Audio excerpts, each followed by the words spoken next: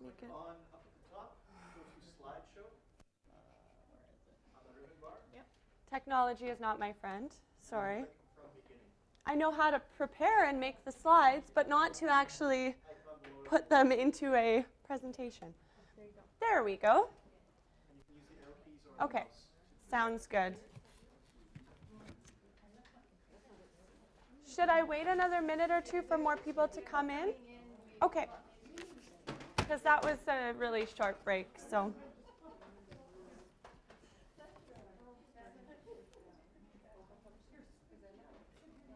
If you want a table, there's space over here for a couple.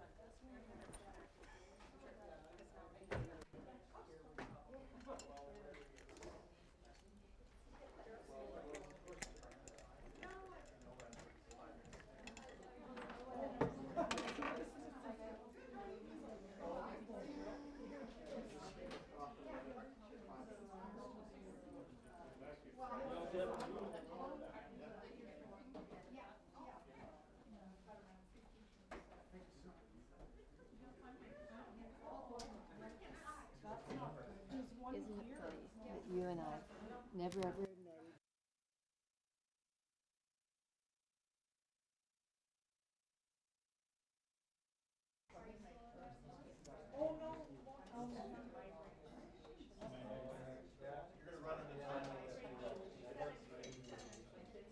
Okay.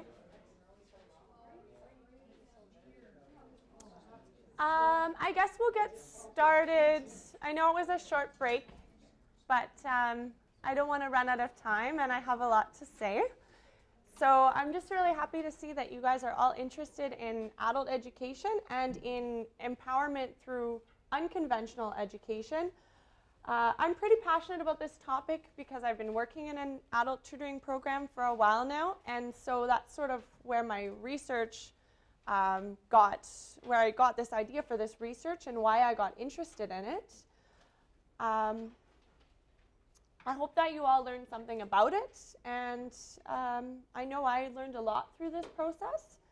So I just hope that maybe the idea sticks with you of kind of looking outside of the mainstream processes and mainstream system, because there's a lot going on that might get missed. I'm actually working on another literacy project right now called the Very Ready Project. So this is focused on preschool kids in the North End. And we are trying to improve the early development index scores in the area. It's one of the lowest in Manitoba for school readiness. So kids aren't very ready to go to school at age 5 in the North End. And so I'm working on that project, and it's more about preschool kids. But what I'm going to talk to you about is my previous work with Frontier College, where I was working with adults in an adult literacy program. So I took my BA also in political science, actually, at the U of W, focused mostly on urban and inner city and Aboriginal issues. So that's where that kind of crossover happens. I'm also a resident in the North End. It's my community, so all the work that I've been doing here has been kind of involved in my own community and really passionate about it because of that reason as well. So my work is with Path Employability Centre. It's on Selkirk Avenue in the North End. So there was the partnership started between two organizations, Frontier College and Path Employability Centre. Frontier College is a national literacy organization that probably a lot of you know about. It's been around for many years, over 100 years, and started with the idea of laborer teachers up in some of the northern communities, particularly I think in northern Ontario, and now we're all over Canada. So that started out with the teachers would go up to these northern communities and work beside the laborers throughout the day, and then in the evening they would help teach them English. There were a lot of immigrants there, so they would teach them English and help them with other aspects of literacy, and it really has that that sort of challenge to the traditional teacher-student relationship, where rather than there being a relationship of authority, it's people that you know that you're working alongside each day that are also tutoring you in the evening. So we even don't refer to most of the people in the programs as students, but rather as learners and tutors. So just to change that dynamic, that relationship. And Path Employability Center is a really awesome organization in the North End. They are a job resource center, but they do all sorts of stuff and go, they'll go to the doctor with someone who is having a hard time dragging themselves down to the doctor or other things like that. So they really go above and beyond from what their mandate is. And so this program started to sort of supplement that goal of job preparedness. They just realized that they really needed to have a literacy component in their center. And while I'm not with Frontier College anymore, I'm really happy to say that I kind of turned this program over to really, really capable hands. It's now grown into a full-time program in the sense that there's a full-time staff, and they are there all week. The students don't come every day, but they have the ability to come to school more often and to get a little bit more of an intensive program. It was just once a week before, and they have their own building now and everything. So it's really grown, and that started with the small program that we had, but the success built over time, and they were able to demonstrate that as far as getting funding and those sorts of things. So the purpose of the research is connected to my work there at PATH. I wanted to sort of just look at different adult tutoring programs throughout the inner city and see what kind of role they're having in empowering Aboriginal students. A lot of the students were Aboriginal, so that's where I kind of got that focus. And it was just interesting to look at these different programs that aren't adult learning centers and aren't students going to post-secondary education, because there are a lot of different programs out there that are not fitting into those kind of typical boxes that we might think of, but they have a really important role in often getting people on that path to then go on to that further education. So just a little bit about context that I was kind of thinking about and that we're working within. Obviously, there's the history of colonization and residential schools, which really affected a lot of the students that I spoke with. Many of them felt that the education system wasn't for them, wasn't including their culture, at least particularly when they had gone to school when they were younger. And many of them were really distrustful of these conventional forms of education. Something that really I kept thinking about was that the connection between poverty and low educational attainment, that there is a sort of vicious cycle between that. And many of these people going back to school as adults broke out of that cycle. And we're seeing that the next generations that they had in their family were starting to think about then going to school. And so hopefully some change is happening within these families over time. Also, just a note that the graduation rate in the suburbs is around 90%. This is a statistic from Jim Silver. And some areas of the North End, it's as low as 20. So there were a lot of these people that I spoke with who hadn't graduated, and so hopefully they're making a big change in their lives by going back to school. A couple of concepts. I just kind of have to define what an adult tutoring program is, but I also don't really want to define it because these three programs are completely different. But my sort of definition that I adopted is that it fills a gap between more conventional forms of adult education.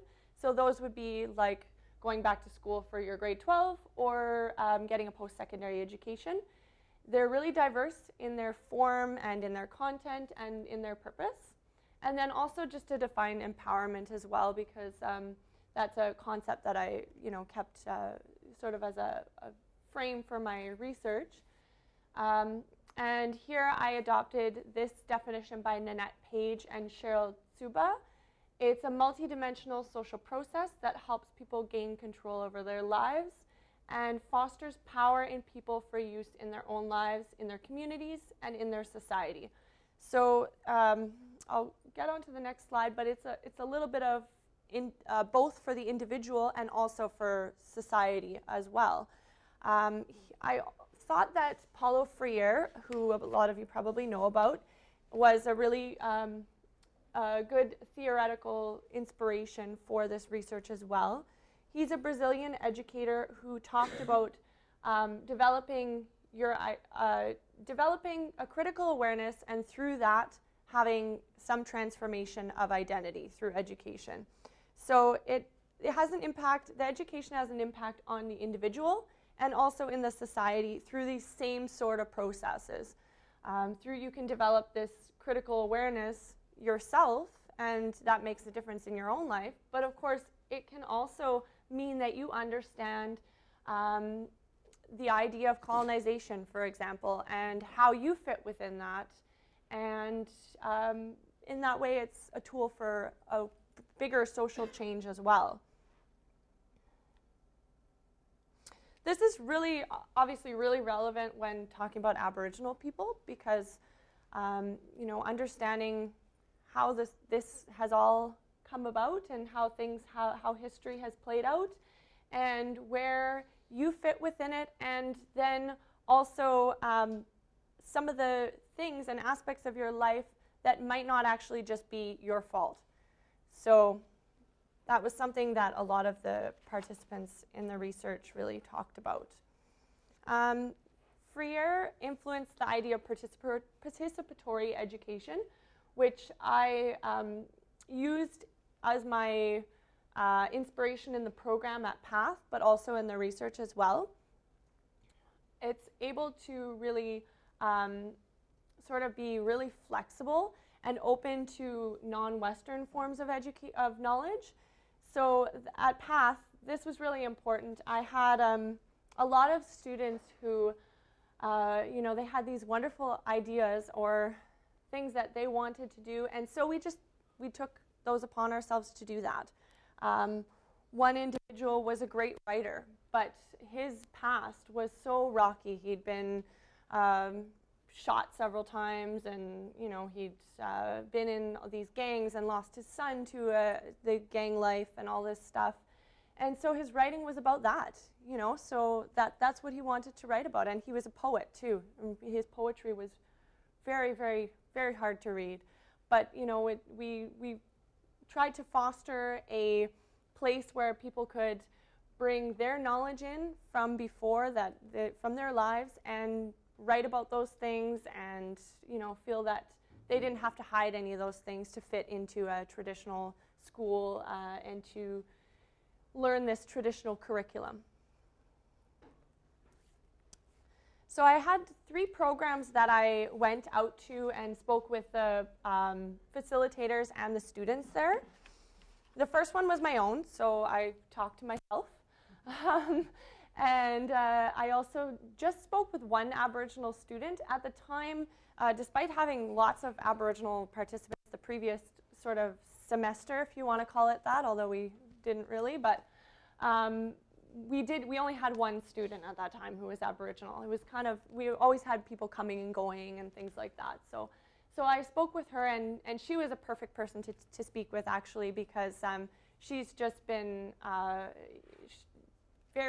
definitely been empowered by her educational experience. She's now at U of W, and she's she's taking an educational assistant course. So she wants to work in education herself, and she wants to work in the inner city.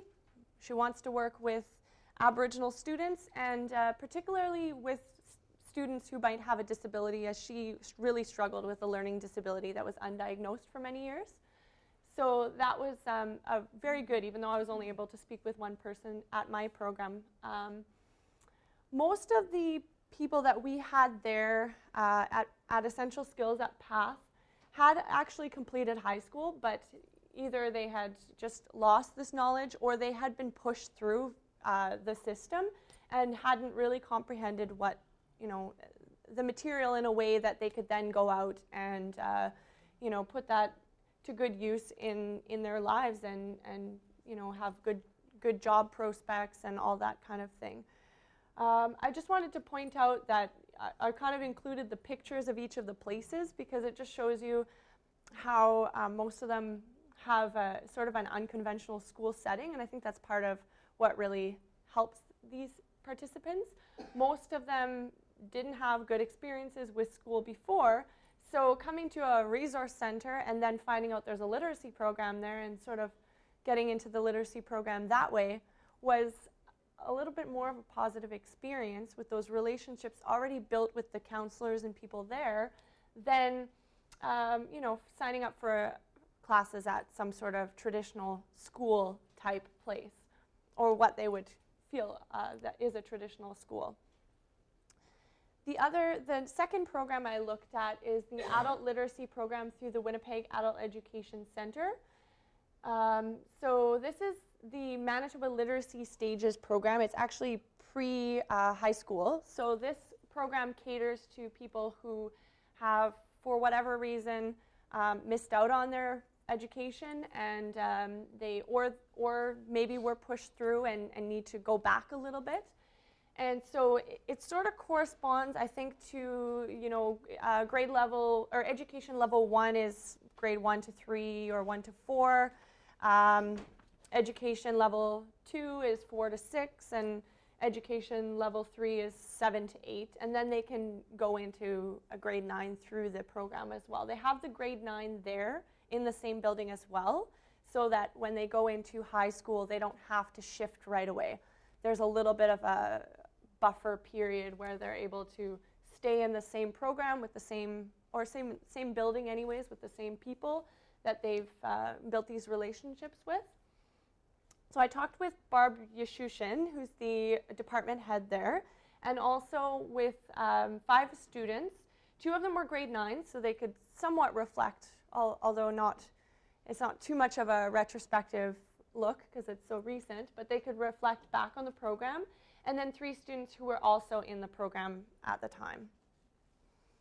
I guess this is probably the most conventional setting of the 3 because it was a school, so it does have a school, typical school look, I guess you would say, to it.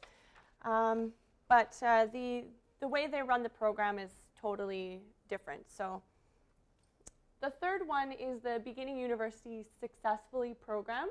This is part of the University of Winnipeg Urban and Inner City Studies program. So what they do there is they allow students to enter university without a grade 12 education, but they value experiential knowledge, and they give them mentorship and they give them tutoring to help them do that.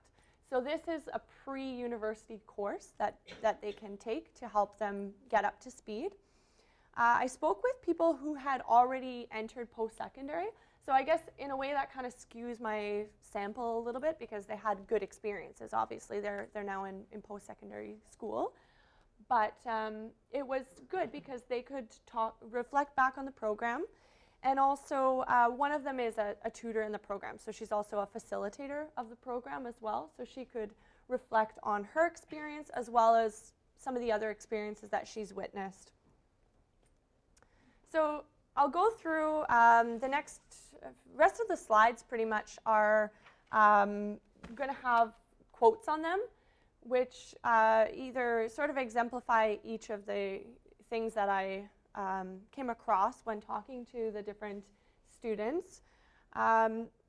First of all, most of them had negative experiences in high school, or they had barriers to their learning at the high school level. So a lot of them talked about addiction.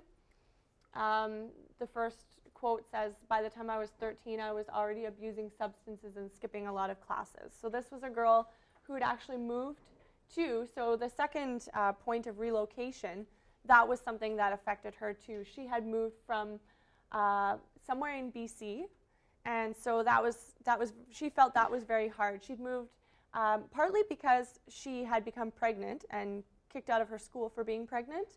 So she wasn't allowed to continue attending school at age 16 because she was pregnant and they didn't want her at the school. So that was pretty much all of these things she was affected by. She moved here then with her family and didn't go back to school, went back to school after about 15 years or so. And so that was hard for her to come back, for sure.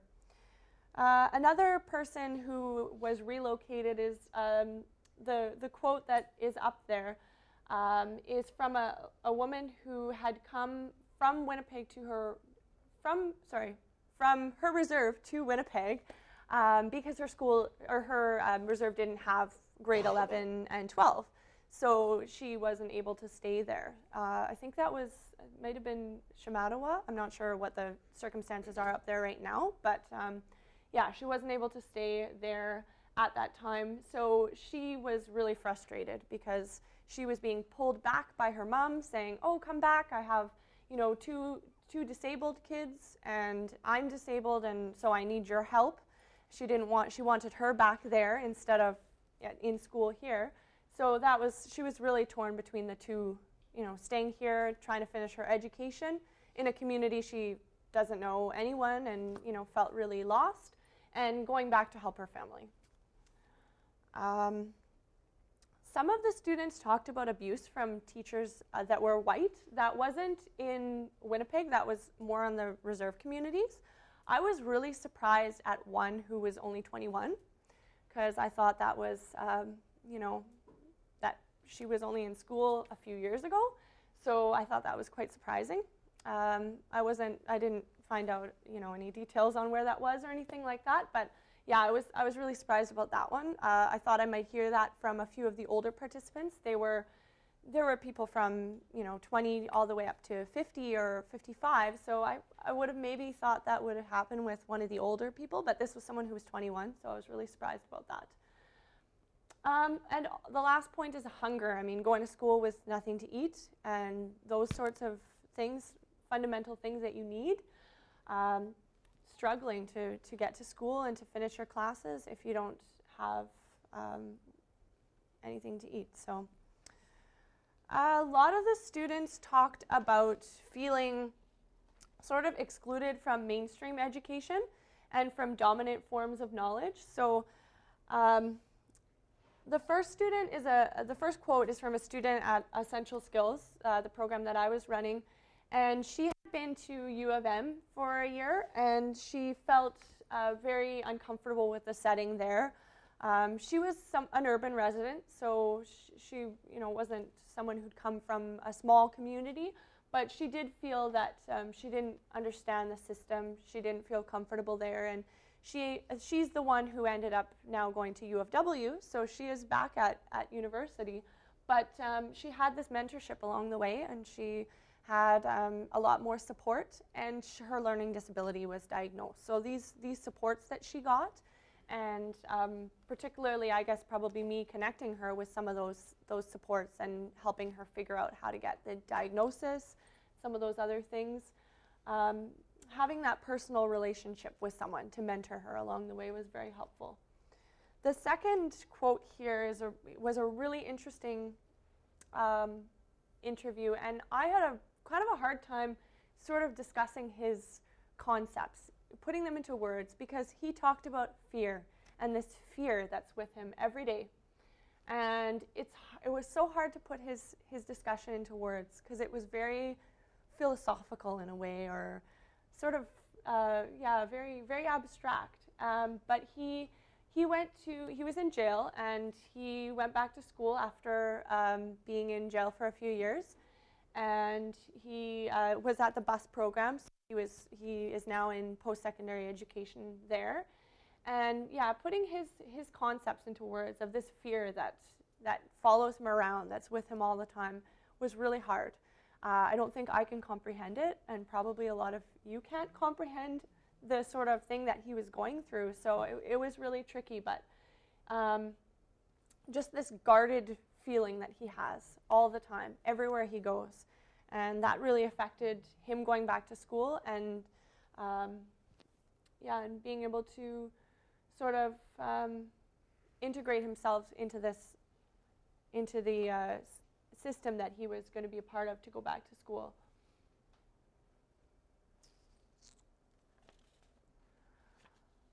A lot of the students talked about the culture being part of their current circumstances going to school, and how that was very helpful for them, particularly talking about learning about colonization and understanding as I already sort of touched on, understanding where they fit into that and being able to sort of understand where they fit within that and then reclaim some of their identity and become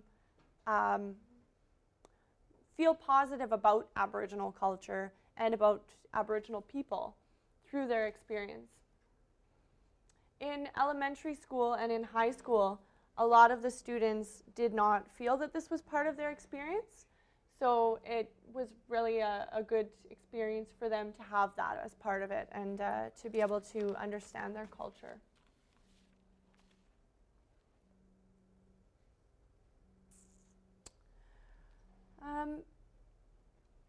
The value of experiential knowledge was something that a lot of the students felt that their experience in an adult tutoring program valued their knowledge from life.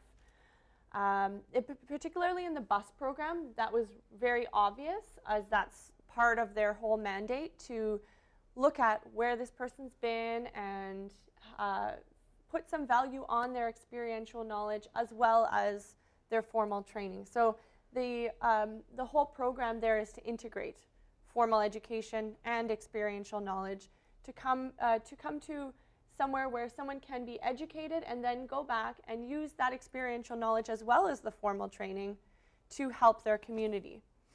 And you'll see a little bit later on too that most of the students, when I asked them where they wanted to be after, wanted to give back to their community and wanted to go back and do things that would help people that were in the same positions or similar places to where they were.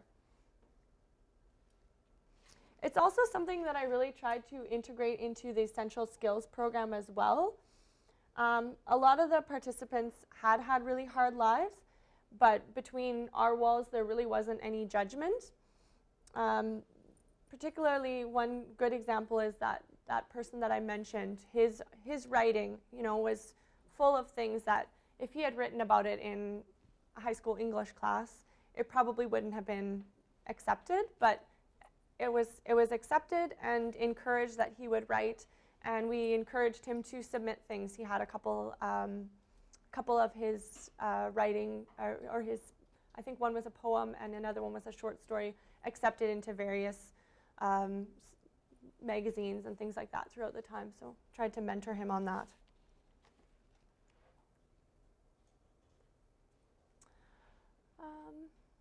A positive environment and a sense of community really contributed to all of the participants' success in their adult education. Many identify this as really lacking in their earlier educational experiences. A lot of the students at the adult literacy program talked about not knowing immigrants before and how that was a really interesting way that they actually learned about themselves.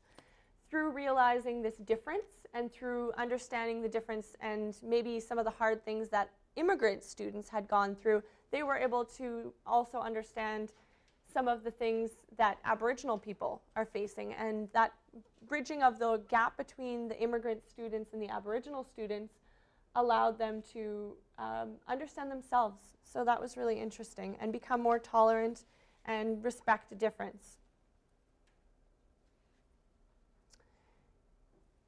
In going back to school as adults, all of the participants identified role models that had a big effect on their decision or encouraged them along the way. So for the most part, that was family, especially in the adult literacy program, Essential Skills program.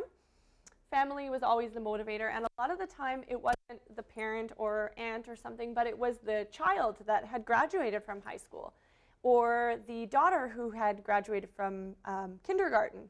And so seeing their children doing well and being involved in education inspired them to then go back to school. For the last 2 points there, it was really a mentor in the bus program that inspired and helped the bus program students continue on through their experiences. There was a lady named Claudette Michelle who I hadn't met. She passed away actually just before I did this research. And one of the students that I interviewed has now taken over. The one who was the tutor at the bus program has now sort of taken over the program there. But yeah, she was, they kept coming back to Claudette and how she mentored them and she spoke with them and, was able to understand what they were going through and just valued what they had to say. One man just talked about how everywhere I go, I get a brochure. Everywhere I go, I get a pamphlet. Everywhere I go, someone gives me a card. And Claudette didn't give him a card. Claudette talked to him. So that was sort of, to sum it up, that's how he put it. And I thought, that makes a difference for someone who's been given a brochure everywhere they go. So, and to have someone actually have a conversation and listen to them and ask them about their life and learn about them.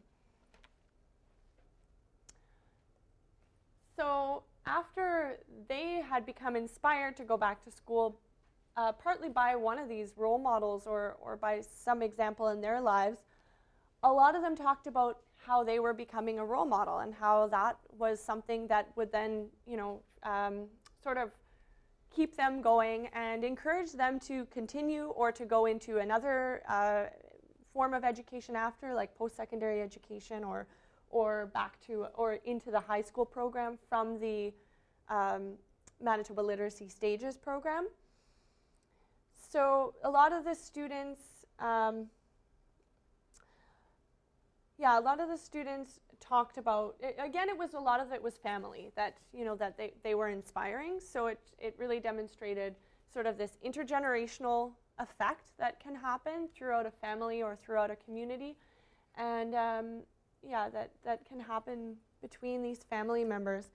It's a really important and powerful transformation because it really does prove for me that when an individual goes to school in a family with really a negative educational past and maybe little previous educational involvement, it can start this sort of ripple effect. I'm stealing a word from Claudette Michelle because that was her term.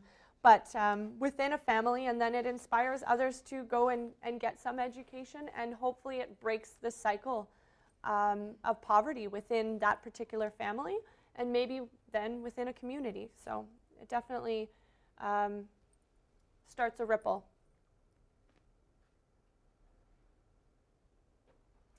Empowerment was different for everyone. That's why I sort of tried to be vague in my definition about how it, could be individual or it could be within a community or because it is really a vague term. But that's really a benefit to it because you don't want to sort of fit everyone into a box of, oh yeah, you've checked this box, you've done this, okay, now you're good to go, you've done a good job. I don't want it to be about that. So everyone did experience some transformation or some empowering effect of education. Most of them were recognizing that you can take control of your life, and most of them developed that they had developed a desire to do, developing a desire, to take control of your life was something that most of them experienced.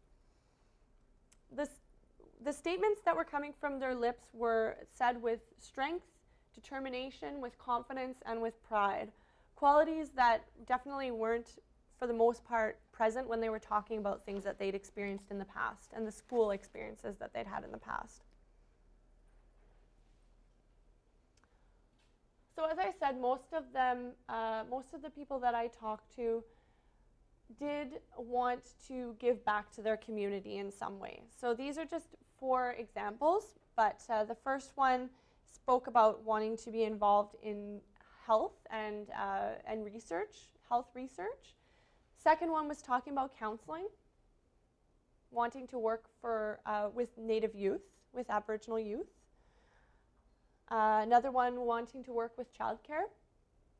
And someone wanting to start a wellness center. You know, he had actually, this was the guy who was in jail and had a very, had a physical education throughout his jail experience be something that really kept him going. So he wanted to be able to start a wellness center that would help people in the inner city and, you know, give them somewhere to go. So I think that many of these students, they did express, as I said, long-term goals that would really enable them to give back to their community. They don't want to leave the inner city behind.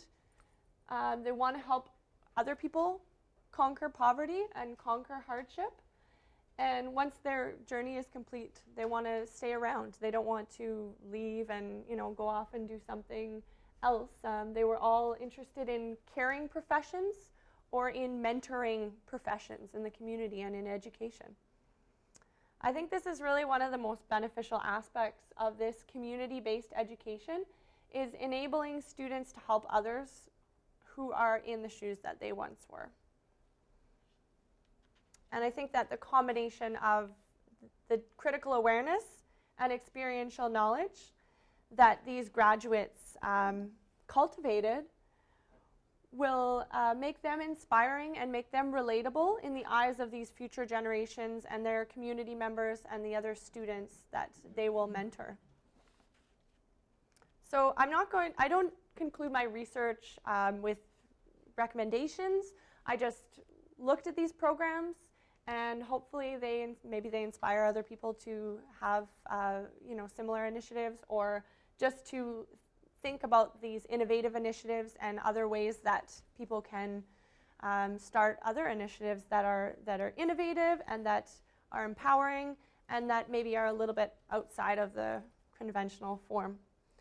So I don't really, it doesn't really look like I have a lot of time for questions, but are there any questions? Yes? So I have a question for you. It seems like, so you're talking about tutoring programs, Mm-hmm. and it seems to me that you talked about a lot of really good mentoring. Where's the tutoring? How does the tutoring come into this? Can you repeat your question? The question was that I talked a lot about the mentoring parts of these programs, but maybe not so much about the tutoring. So where does the tutoring come into it?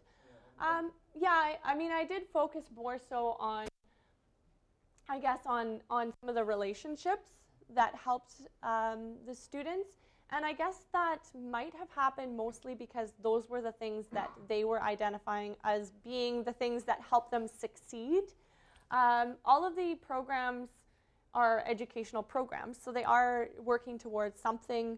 You know, with the Manitoba Literacy Stages program, with the adult literacy program, they're working on the primary grades in order to go into high school education. And then, you know, my program was very much an individualized program, so we're just working on basic literacy and basic math.